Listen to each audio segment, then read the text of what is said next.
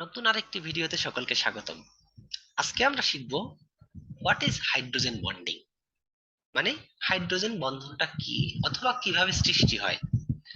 So আপনারা যদি আমার চ্যানেলে নতুন হয়ে থাকেন তাহলে চ্যানেলটি একটি লাইক এবং সাবস্ক্রাইব করে পাশে থাকুন, এবং ভিডিওটি যারা বাংলা ভাষাভাষী মানুষ কিন্তু যারা ইংরেজিতে তুলনামূলক দুর্বল তাদের জন্য শেয়ার করে তাদের দেখার সুযোগ করে দিন।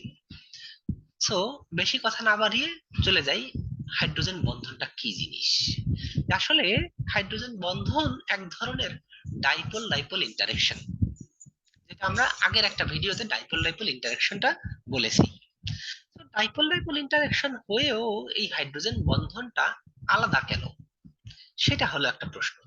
ডাইপোল ডাইপোল ইন্টারেকশনটা কি ছিল সেটা আবার একটু যদি মনে করি, যে যখন দুই এক দুইটা পোলার মলিকুল যখন দুইটা পোলার মলিকুল পাশাপাশি থাকবে তখন ওই পোলার মলিকুলের মধ্যে কি হবে, একটা পার্মানেন্ট পার্শিয়াল পজিটিভ চার্জ এবং পার্শিয়াল নেগেটিভ চার্জ সৃষ্টি হবে। যেমন এইখানে আমরা দেখতে পাচ্ছি, এই যে এখানে দেখতে পাচ্ছি কি, এই যে হলো একটা ওয়াটার মলিকুল, এই ওয়াটার মলিকুলের এই হাইড্রোজেন শেয়ার করা ইলেকট্রন দুটো এই অক্সিজেনের দিকে বেশি সময় ধরে থাকে, আর এই হাইড্রোজেনের দিকে তুলনামূলক অনেক কম সময় থাকে।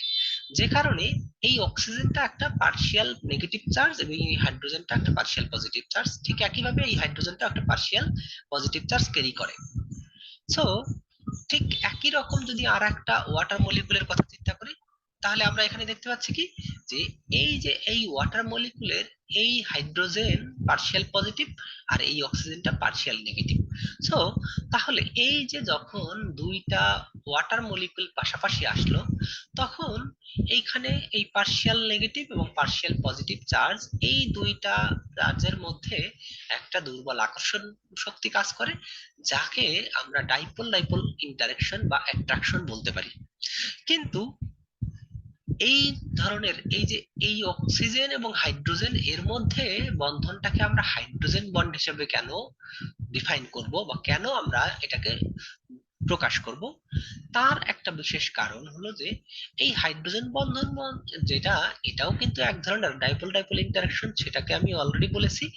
তবে এই হাইড্রোজেন বন্ধনটা তুলনামূলক বেশি শক্তিশালী, মানে ডাইপোল ডাইপোল ইন্টারেকশনের মধ্যে সবচেয়ে শক্তিশালী বন্ধন হলো এই হাইড্রোজেন বন্ধন, যেখানে এই হাইড্রোজেনের সাথে হাইড্রোজেন একটা অণুতে হাইড্রোজেন অবশ্যই থাকবে, এবং বাকি অণুর মধ্যে বাকি যে অণুটা, তার মানে বাকি অণুটায় হয় অক্সিজেন অথবা নাইট্রোজেন অথবা ফ্লোরিন, এই তিনটা পরমাণু যদি থাকে, তাহলে এই যে হাইড্রোজেন এবং অক্সিজেন এদের মধ্যে ইলেকট্রোনেগেটিভিটির পার্থক্য তুলনামূলক অনেক বেশি হয়।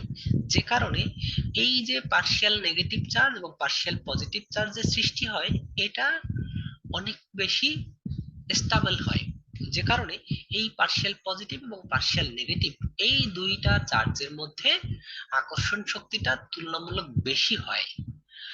অন্য কোনো পরমাণুর ক্ষেত্রে কিন্তু এই যে ইলেকট্রোনেগেটিভিটির ডিফারেন্স, আমরা যদি ইলেকট্রোনেগেটিভিটি দেখি যে আসলে ইলেকট্রোনেগেটিভিটির ভ্যালুটা, এই যে আমার এই যে ব্যাকগ্রাউন্ডে যে ছবিটা আছে এটাও একটা ইলেকট্রোনেগেটিভিটির ভ্যালু। এইখানে আর একটা আমরা চার্ট দেখাচ্ছি যে আসলে এই অক্সিজেনের ইলেকট্রোনেগেটিভিটি হলো 3.44, ফ্লোরিনের হলো 3.98 এবং নাইট্রোজেন হলো 3.04, আর হাইড্রোজেনের হলো 2.20। তার মানে যখন এই হাইড্রোজেন অক্সিজেনের সাথে, ফ্লোরিনের সাথে অথবা নাইট্রোজেনের সাথে বন্ধন গঠন করে, তখন তাদের ইলেকট্রোনেগেটিভিটির ডিফারেন্সটা অনেক বেশি হয়। যেমন আমি এখানে দেখিয়েছি অলরেডি, হাইড্রোজেনের ক্ষেত্রে হাইড্রোজেন ফ্লোরাইড এর পার্থক্য হচ্ছে 1.78, হাইড্রোজেন অক্সিজেন 1.24, হাইড্রোজেন নাইট্রোজেন 0.84। তার মানে এই যে ইলেকট্রোনেগেটিভিটির ডিফারেন্সটা অনেক বেশি হওয়ার কারণে সেক্ষেত্রে যখন এই ডাইপোল সৃষ্টি হয়, সেই ডাইপোলের মধ্যে পার্শিয়াল পজিটিভ এবং পার্শিয়াল নেগেটিভ এই চার্জ দুটো অনেক বেশি স্থায়ী হয়। যে কারণে এর আকর্ষণ শক্তিটা এই দুইটা অণুর মধ্যে তখন আকর্ষণ শক্তিটা অনেক বেশি স্ট্রং হয়। যে কারণে এই বন্ধনটাকে আমরা হাইড্রোজেন বন্ধন হিসেবে আখ্যায়িত করেছি। তবে হাইড্রোজেন বন্ধন বলার পিছনে কারণটা হলো এখানে অবশ্যই একটা হাইড্রোজেন থাকতে হবে। হাইড্রোজেন এবং অন্য ফ্লোরিন, অক্সিজেন অথবা নাইট্রোজেন এর মধ্যে যে দুর্বল আকর্ষণ বন্ধনটা তৈরি হবে দুইটা ভিন্ন অণুর মধ্যে, তাকে আমরা হাইড্রোজেন বন্ধন হিসেবে বলেছি। আর বাকি সব ক্ষেত্রেই এই পরমাণু দুইটার মধ্যে ইলেকট্রোনেগেটিভিটি ডিফারেন্সটা অনেক কম হয়, যে কারণে আসলে এই যে যে চার্জটা সৃষ্টি হয়, পার্শিয়াল নেগেটিভ ও পার্শিয়াল পজিটিভ, এই চার্জগুলো ততটা শক্তিশালী না হওয়ার কারণে এরা অনেকটা দুর্বল বন্ধন শক্তি তৈরি করে, দুর্বল বন্ধন তৈরি করে, যে কারণে এটাকে আমরা ডাইপোল ডাইপোল ইন্টারেকশন বা ডাইপোল ডাইপোল অ্যাট্রাকশন হিসেবে আখ্যায়িত করেছি। সো এই হলো আমাদের আজকের ভিডিও, এবং হাইড্রোজেন বন্ধনটা কিভাবে হয় বা কেন বা কি জিনিস। সো যদি ভিডিওটি ভালো লেগে থাকে তাহলে চ্যানেলটি সাবস্ক্রাইব করে পাশে থাকুন এবং পাশে থাকা বেল আইকনটি বাজিয়ে দিন। তাহলে আমি ভিডিও আপলোড করার সাথে সাথে ভিডিওর নোটিফিকেশন আপনার কাছে চলে যাবে। এবং ভিডিওটা একটু বেশি করে শেয়ার করে দিবেন, যাতে বাংলা ভাষাভাষী মানুষ যারা ইংলিশে তুলনামূলক অনেক দুর্বল, তারাও এই ভিডিওটা দেখে উপকৃত হতে পারবে। ধন্যবাদ সকলকে।